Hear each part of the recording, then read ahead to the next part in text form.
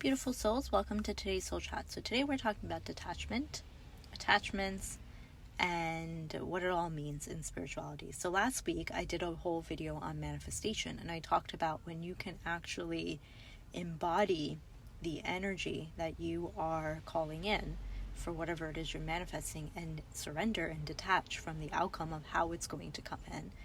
It will just show up in your reality, right? And that's why I want to talk about detachment, because I feel like there's a very big misconception with detachment.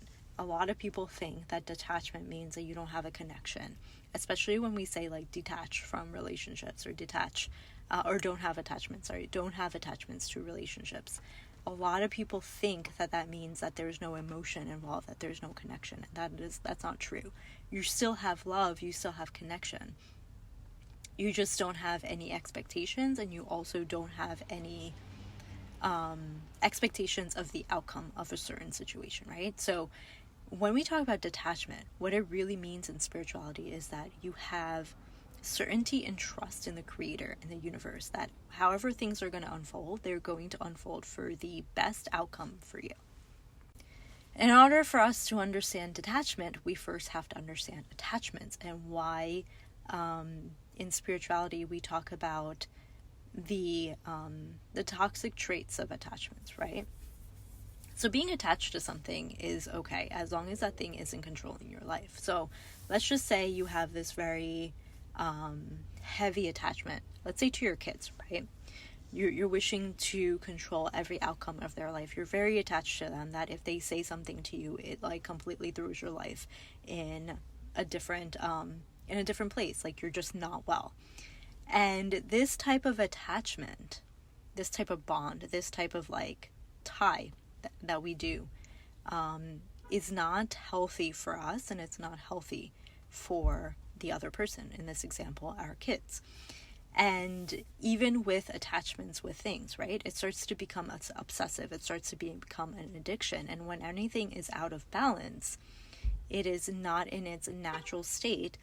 And if you look in our world, in nature around us, all around us, right, the universal law is that things are in balance. So if something in your life is not in balance, that means that it is compromising something else, right? And so with attachments, what starts to happen is that if you're very attached to one thing, one person, whatever it is, chances are other aspects of your life are taking a hit, are being compromised because of this one attachment.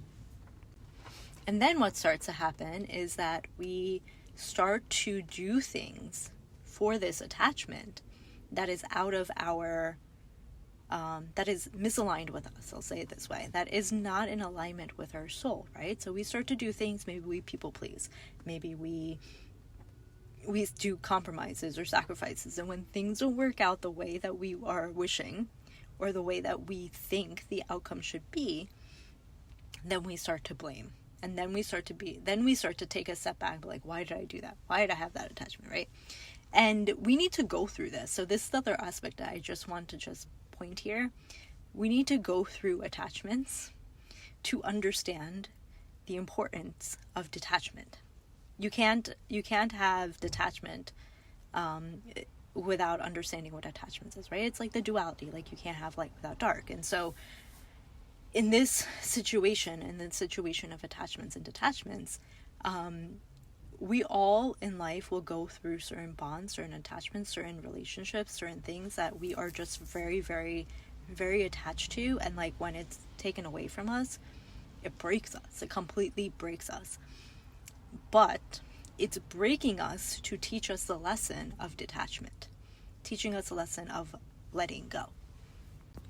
And more so, teaching us a lesson of surrender. And so surrender, when we surrender, what's actually happening within us is this deep trust that we have with ourselves, God, the creator, your higher self, whatever you call that higher power of the universe, that everything is going to work out for us for our highest good, right? And when something is taken out of our life, that means that we're creating space for something new to come in, right? It was taken out of our life because it was no longer aligned to our highest good. And whatever is going to come in is going to be aligned to our highest good. And so the reason why I am explaining it this way is for you to understand that detaching from the outcome then is just a natural aspect of that trust. It's just a natural thing that happens within us when we have that deep trust, when we have that deep surrender. We know that whatever outcome happens, it's going to happen way better than us, right? Like, as humans, we think that, we think of a certain outcome, let's just say, right? Like, this would be the best outcome for me. But we don't know all the ins and outs. We don't know the backside of all of that. We don't know behind the scenes. We just cannot, our mind cannot map out all of the possibilities because there's limitless possibilities. But the Creator can. And that's why when we surrender, we naturally attract what's in our life, because when we surrender, we go into the energy of trust, but also gratitude. And gratitude is the energy within our heart that lets it expand even more to call in all of those blessings. And so I'm going back and forth, but I want to get back on track to talking about detachment. So the art of letting go takes an entire lifespan, maybe even more, for us to master, right? But mastering it is actually what lets us be at peace from within. When we know that we don't need to be attached to anything, we can have this like very, very amazing life with the people that are around us, with the things around us, but we know that things are going to come and go. They're in transit, right? Nothing is permanent, and nothing is permanent, but those things that are meant for us will always be there. They'll always show up for us, and those are showing up for us based off of our energy, based off the energy that we're carrying in that moment, in that day. And so, what are ways that we can start to actually become aware of if we have these unhealthy attachments, and how can we detach a little bit more? First thing to do is bring awareness. I want you to do like an audit of your life and just bring awareness to the areas of your life where you think that things are out of balance, right? And then start to think of what are the things that are actually taking up all of my time, all of my energy, all of my mind space, whatever it is. Then start to think of, am I attached to any of these things?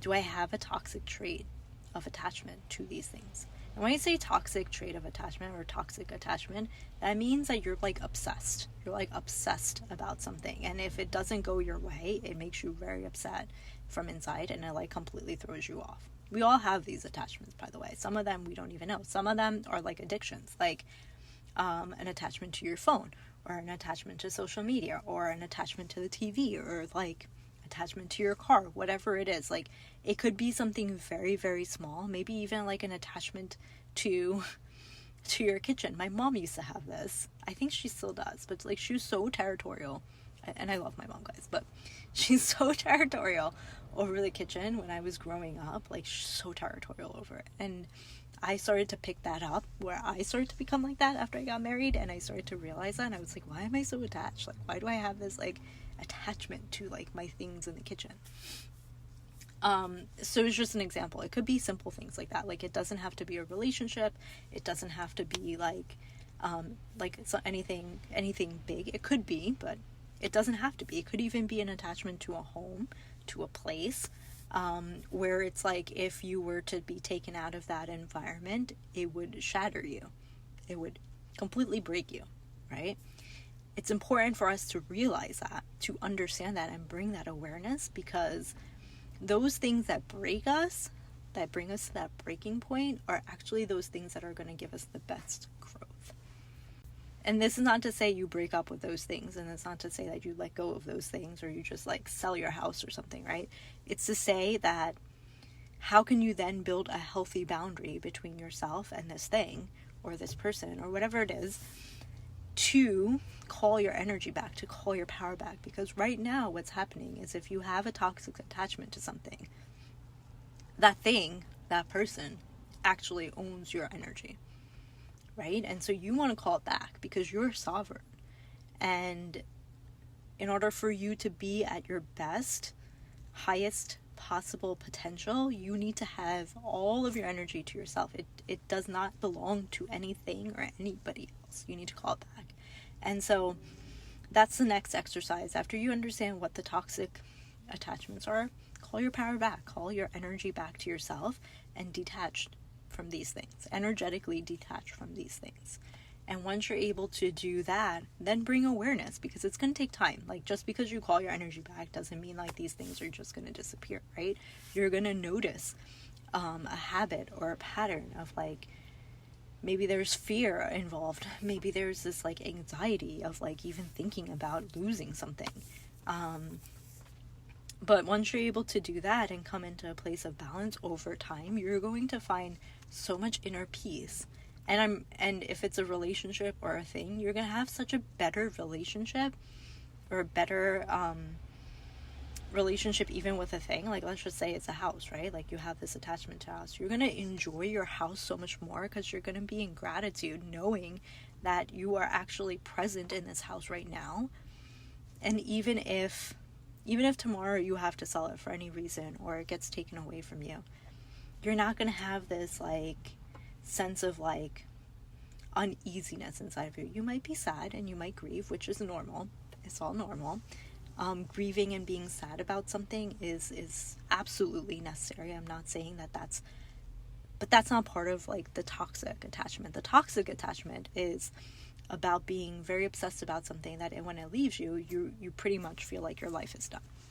And you're not able to move on. And like you try to call it back in, and you try to figure out a way to bring it back in. And like you become very like manipulative, maybe even to call those things back in, to bring that person back into your life. Like you can't move on with letting go.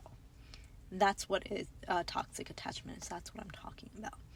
Eventually we get to a state in our spirituality where we understand that nothing is permanent and everything is an illusion in this material world, and the only permanent thing is your soul connection with the Creator, with God.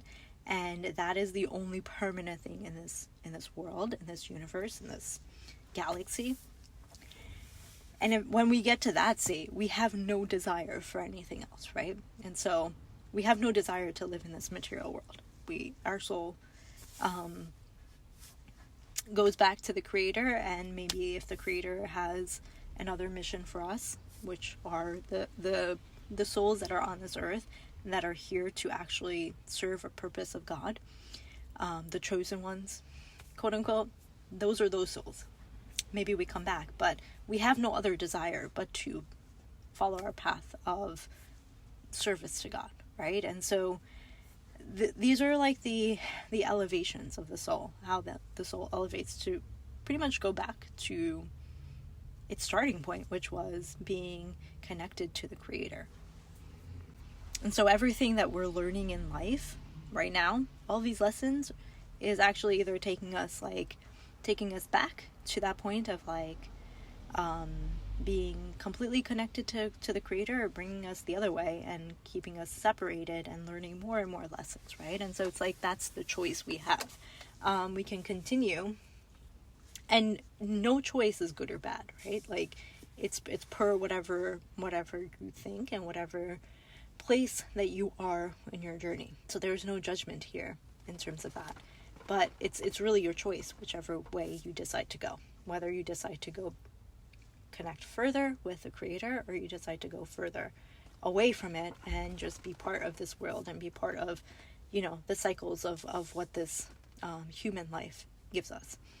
And if we take a look within religion, every religion preaches to get out of the cycle of the human life, right? The misery, the sadness, the misery, the sadness, the pain, the unknowns, the place of like just feeling like lost, right? Like that's how it's described in every religion, because religion also started from a point of spirituality where it knew that ultimately the goal for our soul is always to be merged back to the Creator.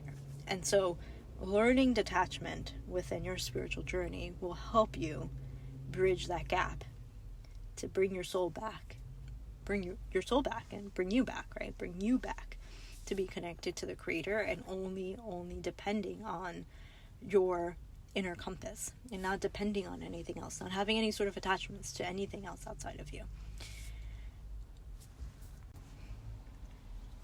So if you like this video, definitely give me a like. Hit me up with any questions that you have, any comments that you have about this topic. I think I could definitely talk a lot more about attachments and detachments, but I think today I really just wanted to cover the misconceptions about detachment, and then also things that you could do if you bring awareness to the attachments that you have to bring you more peace in your life.